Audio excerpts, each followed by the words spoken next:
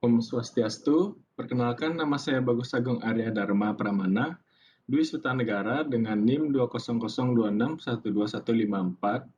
Jadi di sini hari ini saya akan mulai mempresentasikan mengenai post operative medicine pada anestesi.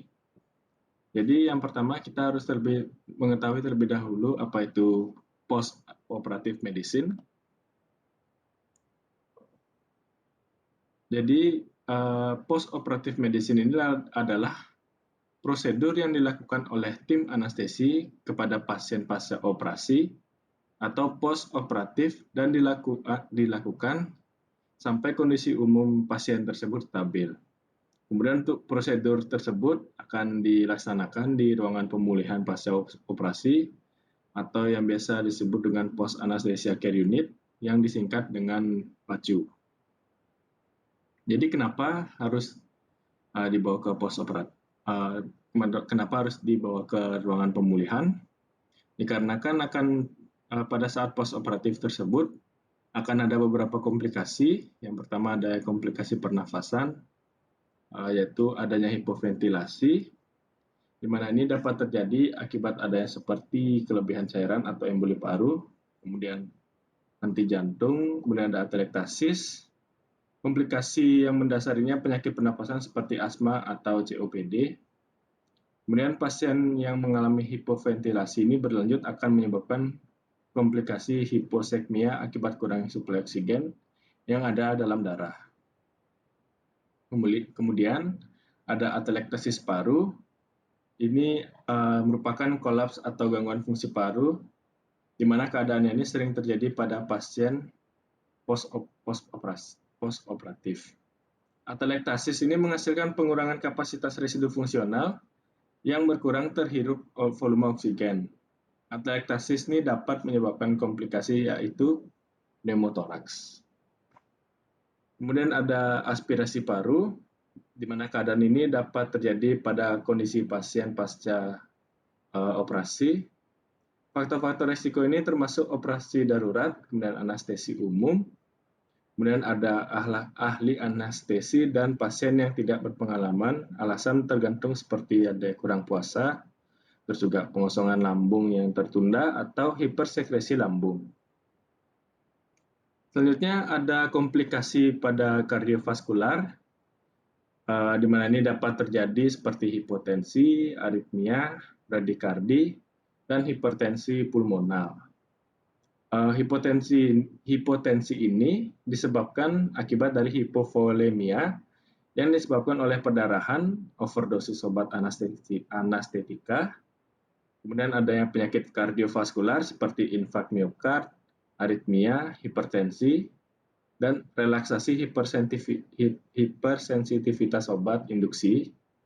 Kemudian juga ada obat pelumpuh otot dan reaksi transfusi. Selanjutnya ada komplikasi neurologi.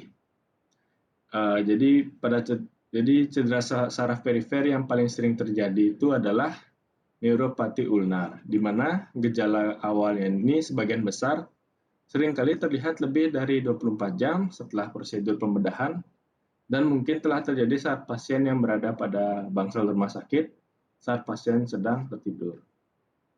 Cedera saraf perifer lainnya ini lebih berhubungan dekat dengan pengaturan posisi atau prosedur pembedahan. Cedera ini terjadi pada saraf peroneus, plexus brachialis, atau saraf femoralis dan sciatica. Kemudian penekanan eksternal pada saraf ini dapat membahayakan perfusi, kemudian bisa merusak integritas seluler, dan bisa menimbulkan edem, iskemi, dan nekrosis.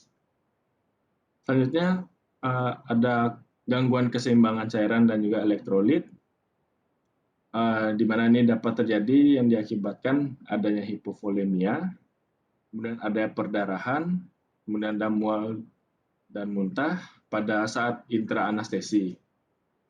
Jadi gangguan hipovolemia ini dapat mengakibatkan terjadinya takikardi, kemudian ada ketidakadekuatan urin output, serta hipotensi.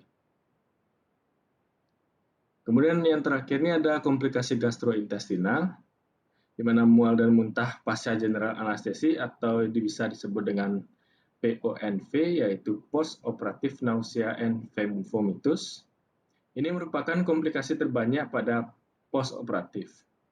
Keadaan ini terjadi akibat penggunaan anestesi inhalasi, sehingga menimbulkan mual muntah pasca operasi. Kondisi ini menyebabkan penundaan pemulangan pasien dari rumah sakit, sehingga meningkatkan biaya dari perawatan pasien, hingga PONV ini harus ditangani secara serius untuk mencegah terjadinya komplikasi yang dapat terjadi. Nah, untuk tujuan dari perawatan postoperatif ini, yang pertama, untuk mempertahankan jalan nafas dari pasiennya dengan mengatur posisi dan memasang suction dan pemasangan mayuk atau budel. Kemudian mempertahankan ventilasi atau oksigenasi dengan pemberian bantuan napas melalui ventilator mekanik atau dengan nasal kanul. Kemudian mempertahankan sirkulasi darah dapat dilakukan dengan pemberian cairan plasma expander. Kemudian observasi keadaan umum seperti vomitus dan drainase atau bisa dengan muntah atau drainase. Keadaan umum dari pasien ini harus diobservasi untuk mengetahui keadaan pasien seperti kesadaran. Vomitus atau muntahan ini mungkin saja terjadi akibat pengaruh dari anestesia, sehingga perlu dipantau kondisi vomitusnya. Selain itu, drainase sangat penting untuk dilakukan observasi terkait dengan kondisi perdarahan yang dialami dari pasien.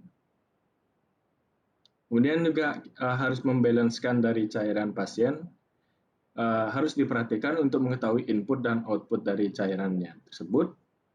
Cairannya itu harus balance untuk mencegah komplikasi lanjutan seperti dehidrasi akibat perdarahan atau justru kelebihan cairan yang mengakibatkan menjadi beban bagi jantung dan juga mungkin terkait dengan fungsi eliminasi pada pasien.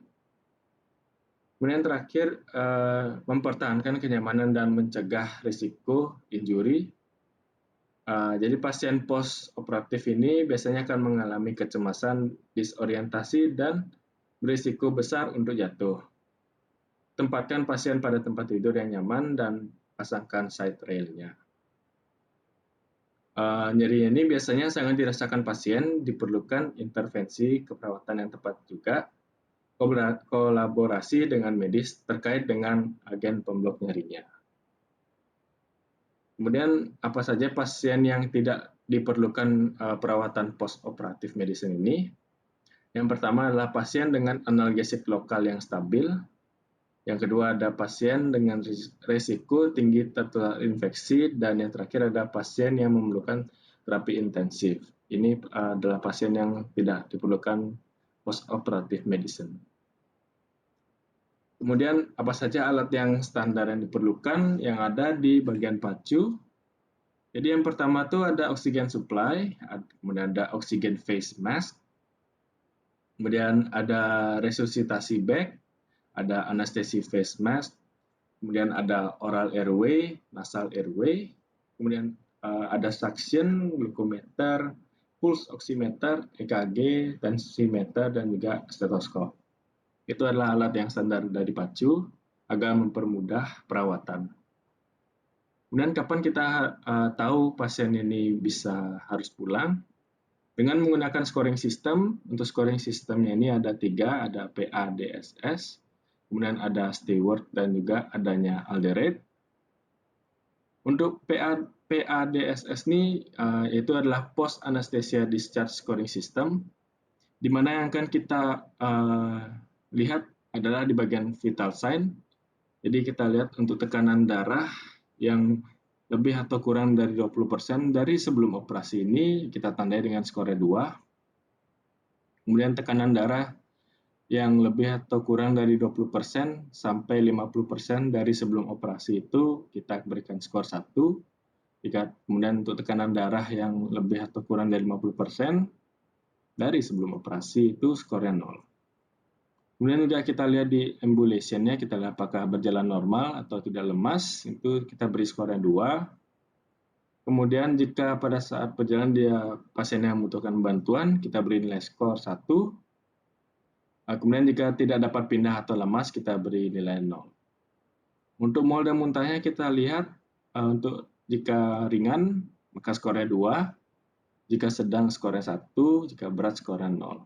Untuk nyeri juga sama. Untuk perdarahan kita lihat apakah minimal atau tidak ada itu. Untuk skornya itu 2, untuk sedang itu skornya 1, untuk berat skornya 0. Kemudian juga kita lihat berkemihnya ini dari pasien ini, jika normal itu skornya 2, jika sulit untuk berkemih skornya itu 1, jika adanya retensi urin kita beri nilai skornya itu 0. Untuk interpretasinya ini, untuk skor 9 atau lebih, pasien boleh pindah dari post anestesi care unit atau PACU dengan syarat skor vital sign ini harus 2 dan skor lainnya ini tidak boleh ada yang bernilai 0. Untuk skor lainnya seperti Alderet dan Stewart score ini, untuk yang Stewart score ini digunakan pada anak-anak, kemudian yang paling umum digunakan ini adalah Alderet score. Untuk Alderet score ini digunakan untuk pada orang dewasa, di mana kita lihat dari warna kulitnya ini, apakah jika warna merah muda maka skornya 2, jika pucat skornya 1, kemudian jika bersianosis maka skornya 0. Kemudian juga kita lihat pernafasannya, jika dapat bernafas dalam dan juga batuk maka skornya itu 2. Kemudian jika dangkal namun pertukaran udaranya itu adekuat maka skornya 1. Kemudian jika ada apnea atau obstruksi maka skornya itu 0.